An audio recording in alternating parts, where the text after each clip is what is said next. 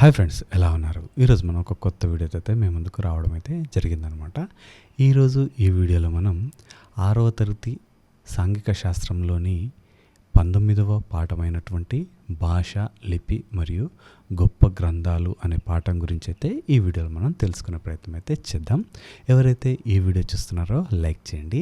అదేవిధంగా ఈ వీడియో కనుక ఎవరికైతే ఉపయోగపడుతుందని మీరు అనుకుంటున్నారో వారికైతే షేర్ చేసే ప్రయత్నం అయితే చేయండి. సో మీరు కూడా వారికి హెల్ప్ చేసినట్లుగా ఉంటుందన్నమాట. అదేవిధంగా మన ఛానల్ సపోర్ట్ చేస్తూ సబ్స్క్రైబ్ చేసుకోండి. ఇలాంటి వీడియోస్ అయితే నేను చాలా తీసుకురావడం అయితే జరుగుతుందన్నమాట. సో అందరం కూడా కొలాబరేటివ్గా చదువుకోవడానికి అయితే ఈ ప్లాట్ఫామ్ని అయితే మనం క్రియేట్ చేయడం అయితే జరిగింది. సో ఏమాత్రం ఆలస్యం చేయకుండా మనం వీడియోలోకి వెళ్ళిపోదాం. ఇక్కడ మనం చూసినట్లయితే ఇది 6వ తరగతిలోని 19వ పాఠమైనటువంటి భాష, లిపి గొప్ప గ్రంథాలు. సో ఇక్కడ మనం చూసినట్లయితే దీపిక తను ఊరు వెళ్ళడానికి షాద్నగర్ రైల్వే స్టేషన్ వెళ్ళింది. రైల్వే సమాచారాన్ని అనేక భాషలలో చెప్పడాన్ని విని ఆశ్చర్యపడింది. అలాగే షాద్నగర్ రైల్వే స్టేషన్లో షాద్నగర్ అనే పేరును 4 భాషలలో రాసి ఉండడాన్ని గమనించింది. ఎందుకు ఇన్ని భాషలు, రాతలు అని ఆశ్చర్యపోయింది. సో ఇక్కడ మనం షాద్నగర్లోని రైల్వే స్టేషన్లో ఉన్నటువంటి బోర్డుకు సంబంధించిన ఇక్కడ తెలుగు, హిందీ, ఇంగ్లీష్, అదేవిధంగా ఉర్దూలో మనకి ఇక్కడ రాయడం అయితే జరిగిందనమాట. సో ఇక్కడ మనం చూసినట్లయితే భాష అంటే ఏంటి, అసలు భాష అంటే ఏమిటి? కుక్కలు మొరగడం, పక్షులు అరవటం లాంటివి మీరు వినే ఉంటారు. కానీ ఈ భూప్రపంచంలో భాషను మాట్లాడేది ఒక మనుషులు మాత్రమే. మనుషులు తమ నోటితో ఏ జంతువులు, పక్షులు చేయలేని అనేక శబ్దాలను చేయగలరు. ఇలా శబ్దాలను చేయగలిగే శక్తి మనం మాట్లాడడానికి, భాషను అభివృద్ధి చేసుకోవడానికి దోహదపడుతుంది.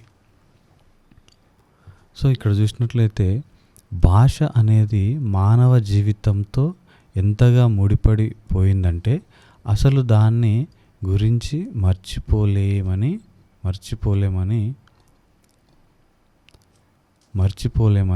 చెప్పవచ్చు.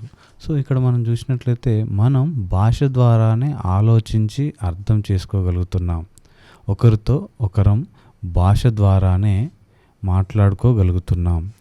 ఇతరుల నుంచి నేర్చుకునేది భాష ద్వారానే. సో ఆటలకి భాషను ఉపయోగిస్తున్నాం. ఇలా అనేక పనులు భాష ద్వారానే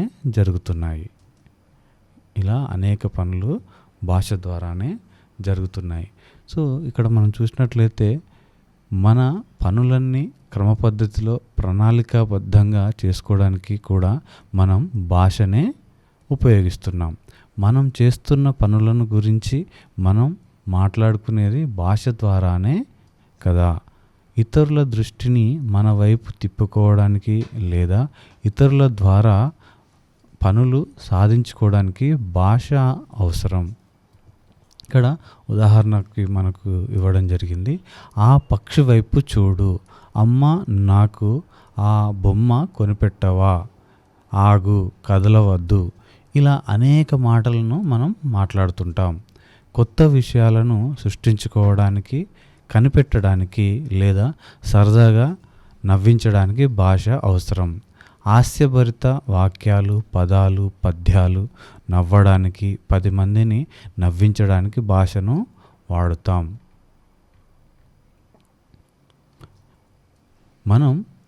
మనం భాష ద్వారా బాహ్య ప్రపంచాన్ని అర్థం చేసుకోవడమే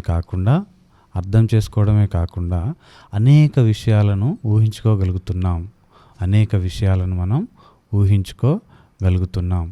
ఇక్కడ అసలు భాష లేకుంటే ఎలా ఉండేదో ఊహించగలమా? మనం ఏదైనా విషయాన్ని గురించి పరిశోధన చేసి కారణాలను తెలుసుకుంటున్నాం. భాష లేకపోతే మనం ఇవన్నీ చేయలేం. మన భావాలను, అనుభవాలను ఇతరులతో పంచుకోవడానికి మనం భాషను ఉపయోగిస్తాం. ఆది మానవుల కాలంలో చెట్టు నిండా పండిన పండ్లను చూసి దూరంగా ఉన్న తన వాళ్ళతో భాష ఉపయోగించకుండా ఎలా చెప్పి ఉంటుందో ఊహించండి. ఒకవేళ మీకే దెబ్బ తగిలి నొప్పి పుడితే భాష లేకుండా తల్లిదండ్రులకు ఎలా చెబుతారు?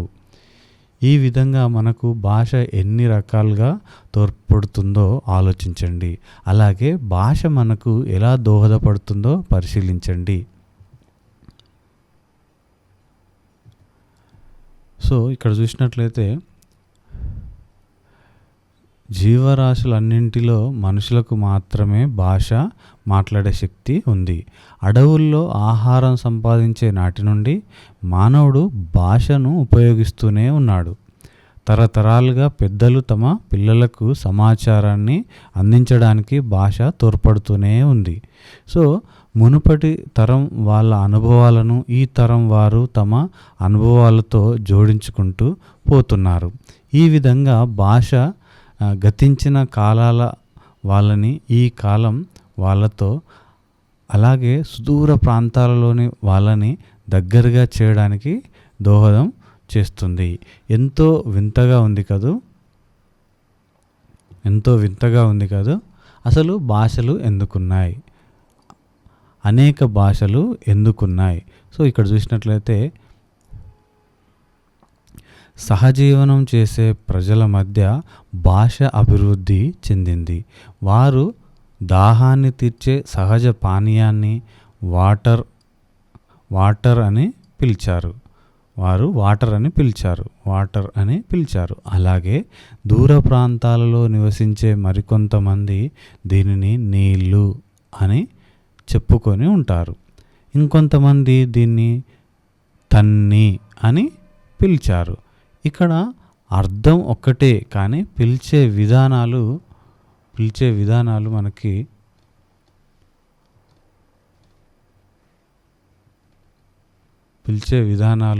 శబ్దాలలో తేడాలు ఉన్నాయి అంతే. ఇదే విధంగా ప్రపంచంలోని ప్రజలంతా గుంపులుగా విడిపోయి దూర ప్రాంతాలకు వలసపోయి వివిధ భాషలను ఏర్పాటు చేసుకొని ఉంటారు. ఉదాహరణకి ఆంగ్లం, సంస్కృతం, పార్సీ, చైనీస్, హిందీ, తెలుగు వగైరా. ఒకే భాష మాట్లాడే వాళ్ళలో కొందరు దూర ప్రాంతాలకు పోయి నివాసాలను ఏర్పరచుకున్నప్పుడు క్రమక్రమంగా వాళ్ళ భాషలో మార్పులు వస్తాయి. ఎక్కడికి పోకుండా ఉన్న చోటనే ఉన్నవాళ్ళు భాషలో కూడా కొన్ని మార్పులు వస్తాయి. ఈ మార్పుల వల్ల ఒక ప్రాంతం వాళ్ళ భాష మరొక ప్రాంతం వాళ్ళకు తెలియకుండా పోయినప్పుడు అవి స్వతంత్ర భాషలవుతాయి. తెలుగు, తమిళం వంటివి ఒకే మూల ద్రవిడ భాష నుండి వచ్చాయి. తెలుగు, తమిళం వంటి ఒకే మూల భాష నుంచి రావడం జరిగింది. ఇలాంటి ఏమైనా ఇంపార్టెంట్ బిట్స్ ఉంటే కనుక మీరు నోట్అవుట్ చేసుకునే ప్రయత్నం చేయండి, మీకు రివిజన్లో ఉపయోగపడతాయి. ఇలా మూల ద్రవిడ భాష నుండి ఏర్పడినవే తెలుగు, తమిళం, కన్నడ, మలయాళం, గోండు భాషలు. మూల ద్రవిడ భాష నుంచి ఏర్పడినాయి మనకి తెలుగు, తమిళం, కన్నడం, మలయాళం, గోండు భాషలు. సో ఇవన్నీ ద్రావిడ భాషా కుటుంబంలోనివి. భారతదేశంలోని మరొక భాషా కుటుంబాన్ని ఇండో ఆర్యన్ భాషా కుటుంబం అని అంటారు. ఒకటి ద్రవిడ భాషా కుటుంబం, ఇంకొకటి వచ్చేసి ఇండో ఆర్యన్ భాషా కుటుంబం అని చెప్పడం జరుగుతుంది. ఇండో ఆర్యన్ భాషా కుటుంబంలోకి ఏమొస్తాయంటే సంస్కృతం, హిందీ, మరాఠీ, బెంగాలీ మొదలైనవి ఈ భాషా కుటుంబంలోనికి రావడం జరుగుతుంది. మరికొన్ని భాషా కుటుంబాల గురించి మీ పై తరగతుల్లో తెలుసుకుంటారు.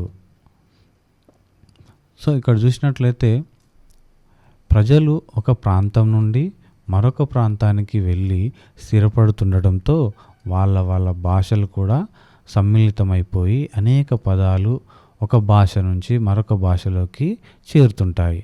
ఈరోజు తెలుగు భాషలో కూడా అనేక ఇతర భాషల పదాలు వచ్చి చేరిపోయాయి. ఉదాహరణకి సంస్కృతం, మరాఠీ, అరబిక్, పార్సీ, పర్షియన్ పదాలు తెలుగులోకి చేరిపోయాయి. సో ఇక్కడ చూసినట్లయితే లిపి రచనలు మనం భాషను లిపి ద్వారా చదువుతాం, రాస్తాం. మనం అనేక రకాల లిపులు వాడుతున్నాం. రోమన్ లిపి అని, దేవనాగరి లిపి అని, అరబిక్ లిపి అని, తెలుగు లిపి అని, తమిళ లిపి అని మొదలైనవి. వాస్తవానికి మనం ఏ భాషనైనా ఏ లిపిలోనైనా కూడా మనం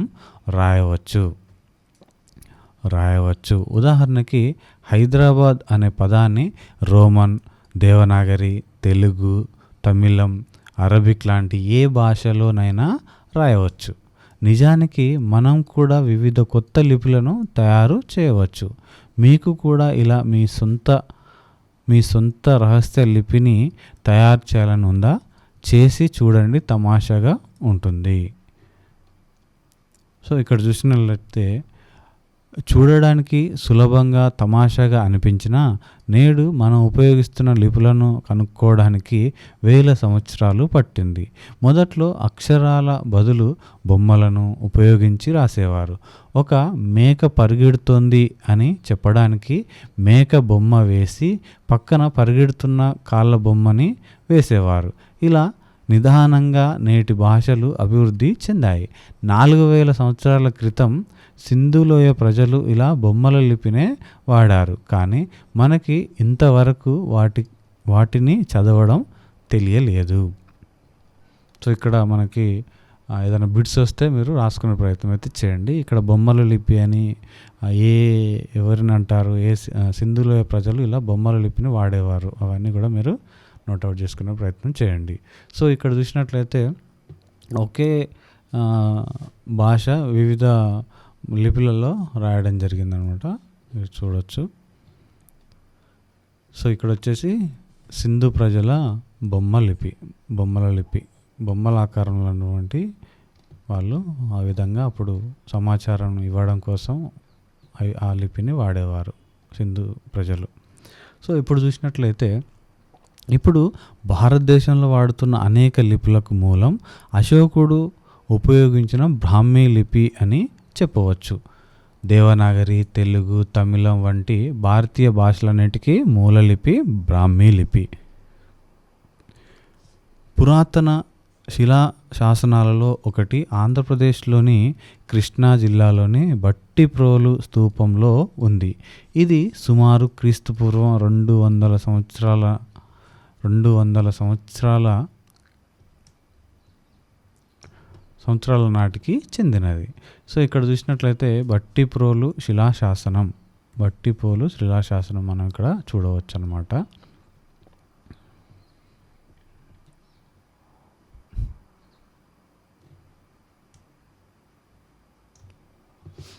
ఇక్కడ చూసినట్లయితే దేని మీద రాసేవారు? మొదట్లో గుడ్డ మీద, ఆకుల మీద, చెట్ల బెరడు మీద రాసేవారు. అయితే ఇవి కాలక్రమేణా పాడైపోయేవి. కొంతమంది కుండల మీద గీస్తూ రాసేవారు. కొన్ని కుండలు నేటికి లభ్యమవుతున్నాయి. అయితే అశోకుని కాలంలో రచించిన శిలాశాసనాలు మాత్రం నేటికి చెక్కు చెదరకుండా ఉన్నాయి. దక్షిణ భారతదేశంలో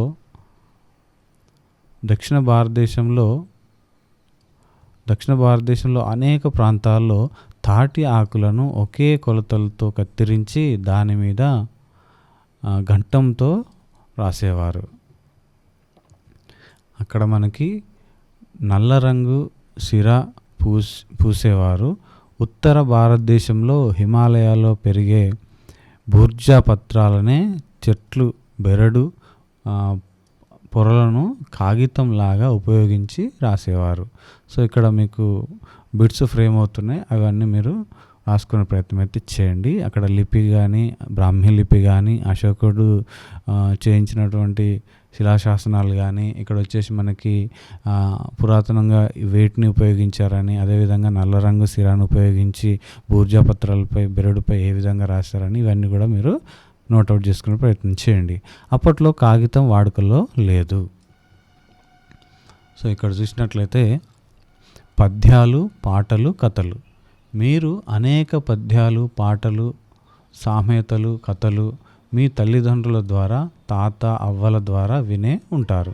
ఇవన్నీ వాస్తవంగా చేతితో రాసి పెట్టినవి కావు, నోటి మాటలతో నిలిచి ఉన్నవి, ఒక తరం నుంచి మరొక తరానికి చేరుతూ మౌఖికంగా నిలిచి ఉన్నవి. ఇలాంటి వాటిని మౌఖిక సాహిత్యం అంటారని మీ తల్లిదండ్రులు చెప్పి ఉంటారు. అంటే ఒకరి నుంచి మరొకరికి ముహూర్త నోటి మాట ద్వారా అందినవి మొట్టమొదటి సాహిత్యం ఇవి. మన పూర్వీకులు కూడా ఇలా పాటలు, పద్యాలు, కథలు అల్లి తమ పిల్లలకు చెప్పేవారు. అలాగే ప్రపంచ జ్ఞానాన్ని చిన్న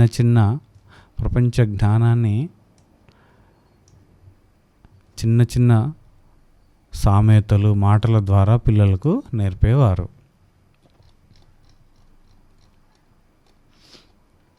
సో ఇక్కడ చూసినట్లయితే వేదాలు కూడా మొదట్లో మౌఖిక రూపంలోనే బోధించారు.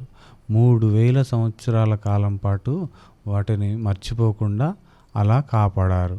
తర్వాత వీటిని లిఖితం చేశారు. ఈ విశ్వం ఎలా ప్రారంభమైందో ఋగ్వేదంలో ఆసక్తికరమైన మంత్రం ఉంది, దానిని చదవండి. అంటే ఈ విశ్వం ఎలా ప్రారంభమైందో ఇక్కడ ఋగ్వేదంలో మనకి ఆసక్తికరమైన మంత్రం ఉంది అని చెప్పడం జరుగుతుంది. ఇక్కడ చూసినట్లయితే ఎవరు ఖచ్చితంగా చెప్పగలరు ఈ విశ్వం ఎలా ఆవిర్భవించిందో, దేని నుంచి సృష్టి అయిందో? దేవుళ్ళు విశ్వం ఆవిర్భవించిన తర్వాతే ప్రత్యక్షమైనారు. దేనిలోంచి ఈ విశ్వం ఆవిర్భవించిందో ఎవరికి తెలుసు? ఈ సృష్టి ఎక్కడి నుంచి వచ్చింది? అసలు భగవంతుడు సృష్టించిందేనా కాదా? ఈ జగత్తుకు నిర్వాహకుడు సమున్నత స్వర్గంలో ఉంటాడు. ఆయన ఒక్కడికే తెలిసి ఉండాలి, లేదా ఆయనకి తెలిసి ఉండకపోవచ్చు అని మనకి ఇక్కడ ఋగ్వేదంలో సూక్తి అయితే ఉండడం అయితే జరిగిందనమాట. సో ఇక్కడ చూసినట్లయితే గొప్ప ఇతిహాసాలు రామాయణం, మహాభారతం. గొప్ప వ్యక్తులు చేసిన పనులను ఇతిహాసాలు తెలుపుతాయి. అవి మంచి చెడులకు, ధర్మం అధర్మానికి మధ్య కలిగే సంఘర్షణలను వివరిస్తాయి. ప్రతి దేశానికి తనదైన ఇతిహాసం ఉంటుంది. భారతదేశానికి 2 ముఖ్యమైన ఇతిహాసాలు ఉన్నాయి. అవి ఒకటి వచ్చేసి రామాయణం, ఇంకొకటి మహాభారతం. సీతారాముల చరిత్రను, రామ రవణ యుద్ధాన్ని చెప్పేది రామాయణం. రామాయణ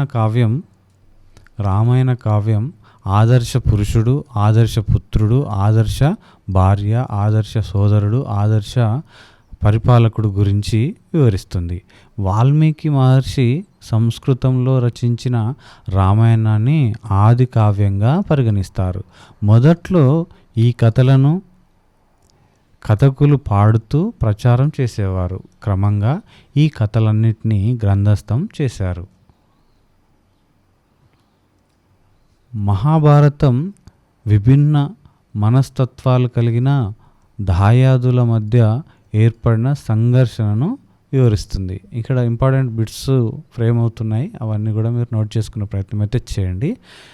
రామాయణాన్ని ఎవరు రాశారు, ఏ భాషలో రాశారు, ఎవరి మధ్య జరుగుతుంది, అసలు ఏంటి అనేది అక్కడ మనకి రామాయణంలో వచ్చింది. ఇక్కడ మహాభారతంలో మనకి దాయాదుల మధ్య ఏర్పడిన సంఘర్షణని మనకి ఇక్కడ ఇవ్వడం జరిగింది.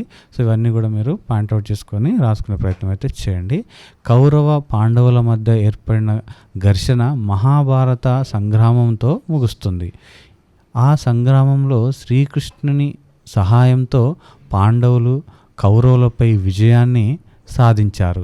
ఈ మహాభారతం వివిధ రకాల వ్యక్తుల గురించి, నైతిక సందిగ్ధతల గురించి, వాటి పరిష్కారం గురించి తెలుపుతుంది. ప్రపంచంలోకెల్లా ఎక్కువ శ్లోకాలు కలిగిన, వందల కొద్దీ చిన్న చిన్న కథలు కలిగిన కావ్యంగా మనం మహాభారతాన్ని చెప్పవచ్చు. భారతాన్ని కూడా మొదట్లో వీధి భాగవతులు చెప్పేవారు. మహాభారతాన్ని వ్యాస మహర్షి వ్యాస మహర్షి సంస్కృతంలో రచించాడు. మొదట్లో దాన్ని గానం చేసేవారు, తర్వాతే గ్రంథస్థం అయింది.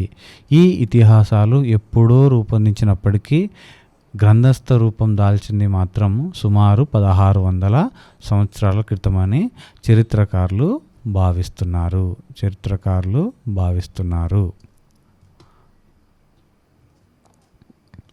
సో జాతక కథలు. మీరు ఇంతకు ముందు పాఠాలలో గౌతమ బుద్ధుని గురించి చదివి ఉన్నారు కదా. గౌతమ బుద్ధుడు ధర్మాన్ని ప్రవచించడానికి గాను చాలా జన్మలు ఎత్తినట్లుగా విశ్వసిస్తారు. ఈ జన్మల గురించి అనేక కథలు చేశారు. అవే జాతక కథలు. ఈ జాతక కథలు మనం గౌతమ బుద్ధుని కథలని చెప్పవచ్చు. ఇవి చదువరులకు ఆనందాన్ని కలిగిస్తాయి. వీటిని మీరు చదువుటకు ఇష్టపడతారు. 1600 నుంచి 1800 సంవత్సరాల క్రితం వీటిని సంకలనం చేశారని భావిస్తారు.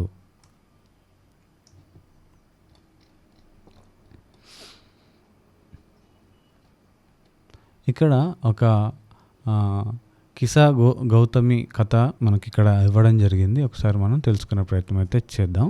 ఇక్కడ బుద్ధుని గురించిన ప్రసిద్ధమైన కథ ఇక్కడ చెప్పుకుందాం. అనగనగా కిసా గౌతమి అనే ఒక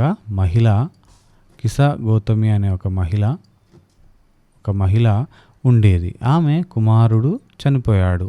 ఆమె చాలా విచారానికి లోనై తన పిల్లవాడిని ఎత్తుకొని వీధులలో తిరుగుతూ తన పిల్లవాడిని బతికించమని వేడుకుంటుంది. దయగల ఒక ఆసామి ఆమెను బుద్ధుని వద్దకు తీసుకుని పోయాడు. ఒక దోసెడు ఆవాల గింజలను తీసుకొని నా వద్దకు రా, నీ కుమారుణ్ణి బతికిస్తాను అని బుద్ధుడు ఆమెకు చెప్పాడు. ఒక దోసెడు ఆవాల గింజలను తీసుకొని నా వద్దకు రా అని తీసుకొస్తే నీ కుమారుణ్ణి బతికిస్తానని బుద్ధుడు ఆమెకు చెప్పడం జరుగుతుందన్నమాట. సో ఇక్కడ చూసినట్లయితే కిసా గౌతమి ఆనందపరవశుతురాలై ఇక్కడ ఒక్కసారిగా బయలుదేరబోయింది. సో బుద్ధుడు ఆమెను నమ్రతగా ఆపి ఆమెతో, నువ్వు తీసుకురాబోయే ఆవగింజలు ఎవరు మరణించని ఇంటి నుంచే తేవాలి అని చెప్పాడు.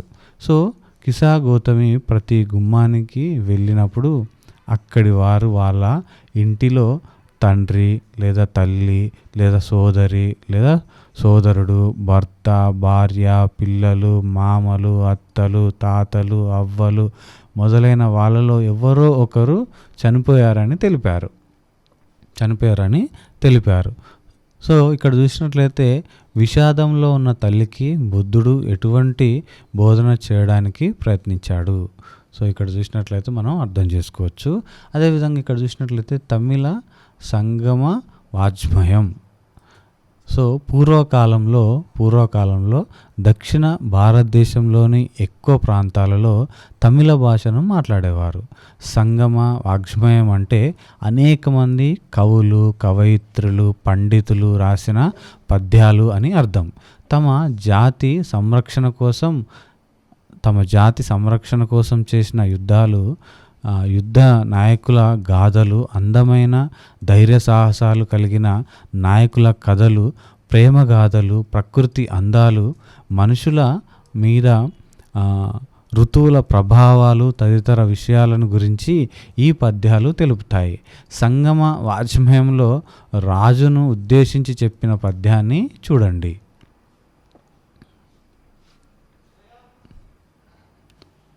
సో ఇక్కడ మనం చూసినట్లయితే, నీ రాజ్యం ఏనుగులతో నిండి ఉన్న దట్టమైన అడవిలాగా ఉంది. అవి ఆవులలాగా, నల్లని దున్నపోతులలాగా విస్తరించినట్లు ఉంది. ఎదుగుతున్న పిల్లల్ని ఎంత శ్రద్ధగా చూసుకుంటామో అలాగే నీ రాజ్యాన్ని కూడా అంత శ్రద్ధగా చూసుకోవాలి. సో ఇక్కడ చూసినట్లయితే వైద్య శాస్త్రచికిత్స రంగాలలోని విశిష్ట గ్రంథాలు. ప్రజలు అనారోగ్యాలతో ఎందుకు బాధపడుతున్నారనే విషయాన్ని పూర్వకాలంలో చాలామంది పరిశోధకులు అధ్యయనం చేశారు. ఆ అనారోగ్యాలను ఎలా నయం చేసుకోవాలి, యుద్ధంలో గాయపడిన వాళ్ళకి ఎలాంటి చికిత్స చేయాలి అని ఆలోచించేవారు.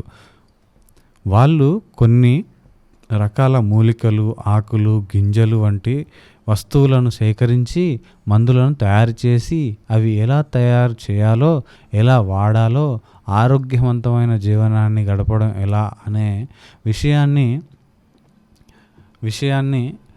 విషయాలను గ్రంథ రూపంలో మనకు అందించారు. ఇలాంటి గొప్ప గ్రంథమే చరక సంహిత. ఇలాంటి మరొక గ్రంథమే సుశ్రుత సంహిత. ఇది శాస్త్రచికిత్సలను గురించి తెలుపుతుంది. సో ఈ గ్రంథాలు ఆయుర్వేద వైద్య విధానానికి ఆది గ్రంథాలని చెప్పవచ్చు. సో ఇవి కేవలం అనారోగ్యాలకి మందులను సూచించడమే కాకుండా ఆరోగ్యాన్ని ఎలా కాపాడుకోవాలో, సమతుల్యమైన ఆరోగ్యవంతమైన జీవనం ఎలా గడపాలో తెలిపాయి. సో ఇక్కడ చూసినట్లయితే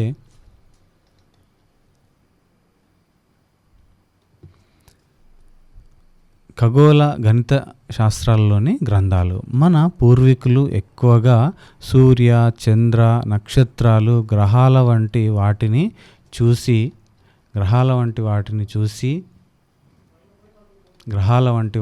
చూసి సమ్మోహితులు అయినారు. ఇవి ఆకాశంలో రోజు మార్పు చెందుతుండడాన్ని గ్రహించి రోజుల తరబడి వాటి గమనాలను, స్థితిగతులను పరిశీలించి నమోదు చేశారు. కొన్ని మార్పులు నిమిషాల్లో జరిగితే కొన్ని మార్పులు నెమ్మదిగా వారాలు, నెలలు, సంవత్సరాల తరబడి జరిగేవి. ఇలా గమనించిన తర్వాత ఆకాశంలో 2-3 రకాల పదార్థాలు ఉన్నాయని, సూర్యుడు రోజు పగలు ఉదయించి రాత్రిళ్ళు అస్తమిస్తాడని, చంద్రుడు నెలకొకసారి తగ్గుతూ పెరుగుతూ ఉంటాడని, నక్షత్రాలు స్థిరంగా ప్రకాశిస్తుంటాయని, గ్రహాలు కదులుతుంటాయని, ఇలా అనేక విషయాలను నిర్ధారించారు. ఈ నక్షత్రాలు, గ్రహాలు, సూర్యుడు, చంద్రుడు, వీటిలో విశ్వానికి సంబంధించిన అనేక రహస్యాలు దాగి ఉన్నాయని గ్రహించి వాటిని మరింత శ్రద్ధతో పరిశీలించారు. ఇలాంటి పరిశీలకులలో ఒకరైన ఆర్యభట్టీయం అనే పుస్తకాన్ని రాశారు. భూభ్రమణం వల్ల రాత్రి పగలు ఏర్పడుతున్నాయని, సూర్యుడు భూమి చుట్టూ తిరగడం లేదని చెప్పాడు. ఆ రోజులలో ప్రజలు ఈయనను వ్యతిరేకించారు.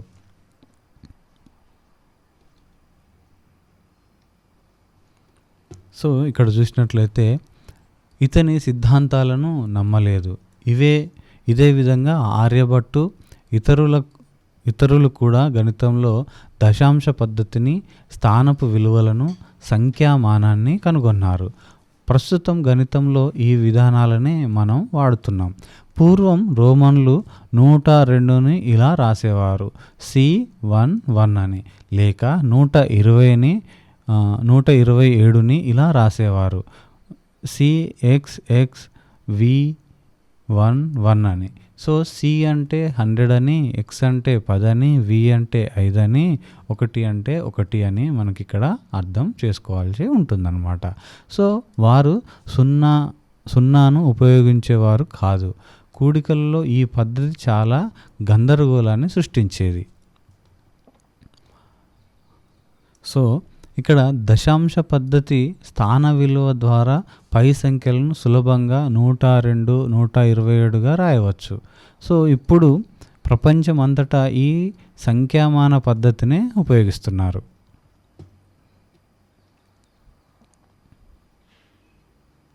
ఇక్కడ చూసినట్లయితే సంస్కృత సాహిత్యం. ప్రాచీన భారతదేశానికి చెందిన ప్రముఖ మేధావులలో పాణిని ఒకరు. ఇతను సంస్కృత భాషలో అష్టాధ్యాయి అనే వ్యాకరణ గ్రంథాన్ని రచించాడు. ఇది భాషకు ఒక క్రమ పద్ధతి. ఇతరులు భాషను సులభంగా నేర్చుకోవడానికి తోడ్పడుతుంది. పాణిని రాసిన గ్రంథంపై పతంజలి ఒక సుదీర్ఘ వ్యాఖ్యానాన్ని రాస్తూ దీన్ని ముందుకు తీసుకెళ్లాడు. కుషానుల కాలంలో అశ్వఘోషుడు బుద్ధుని జీవిత చరిత్రను తెలుపుతూ బుద్ధ చరిత్రము రాయడం జరిగింది. సో ఏమైనా ఇంపార్టెంట్ బిట్స్ వస్తే కనుక మీరు నోట్ చేసుకునే ప్రయత్నం అయితే చేయండి. సో ఇక్కడ చూసినట్లయితే అనే గ్రంథాన్ని రచించాడు. ఇది సంస్కృతంలోని మొట్టమొదటి పద్య కావ్యం ఏంటిది? బుద్ధ చరిత్రము. రాసింది ఎవరు? అశ్వఘోషుడు. సో గుప్తుల కాలంలో సంస్కృతంలో కొన్ని గొప్ప కావ్యాలు రచించబడ్డాయి. రెండవ చంద్రగుప్తుని ఆస్థానంలోని అమరసింహుడు అమరకోశం అని ప్రసిద్ధి సంస్కృత నిఘంటువు రచించాడు. ఈ కాలంలో నాటకం బాగా అభివృద్ధి చెందిన సాహిత్య రూపంగాను మరియు జనాదరణ పొందిన వినోదంగాను ఉండేవి.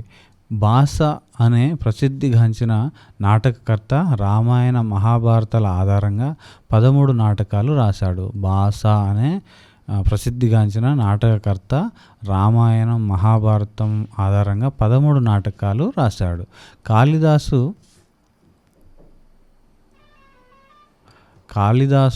కాళిదాసు మహాభారతంలోని శకుంతల దుష్యంతుల ప్రేమను వర్ణిస్తూ అభిజ్ఞాన శాకుంతలం అనే గొప్ప నాటకాన్ని రాశారు. ఇప్పుడు అభిజ్ఞాన శాకుంతలం రాసింది ఎవరు? కాళిదాసు. సో శూద్రకుడు పట్టణ ప్రజల జీవితాలను వర్ణిస్తూ మత్స్యకటకం అనే ఆసక్తికరమైన నాటకాన్ని రాశారు. మత్స్యకటకం రాసినది ఎవరు? శూద్రకుడు. సో ఈ విధంగా మీరు ప్రతి బిట్ని కూడా రాసుకునే ప్రయత్నం చేయండి. కాళిదాసు వివిధ రకాలైన పద్యాలను రచించాడు. ఇవి ప్రపంచవ్యాప్తంగా ఎంతో ప్రసిద్ధి చెందాయి. సో ఇక్కడ మనం కీలక పదాలు ఒకసారి చూసినట్లయితే ఇతిహాసము, శాసనాలు, ఆయుర్వేదము, సంగమ సాహిత్యము, దశాంశ పద్ధతి. సో ఇవన్నీ కూడా మనం నేర్చుకోవడం జరిగింది. ఇంతకు మించి ఇంకా చాలా బిట్స్ ఇందులో మనకి రావడం జరిగింది. మెయిన్ ఇంపార్టెంట్స్ని మీరు నోట్ చేసుకోండి. మరొకసారి చదివే ప్రయత్నం చేయండి. మళ్ళీ ఒకసారి వినే ప్రయత్నం చేయండి. సో మీకు దీని మీద ఒక గ్రిప్ అయితే రావడం అయితే జరుగుతుందన్నమాట. సో ఇది ఈరోజు ఈ వీడియో ఫ్రెండ్స్. వచ్చే వీడియోలో అయితే మళ్ళీ కలుసుకునే ప్రయత్నం చేద్దాం. అందరికీ ఆల్వేస్ థ్యాంక్ యూ. జై హింద్.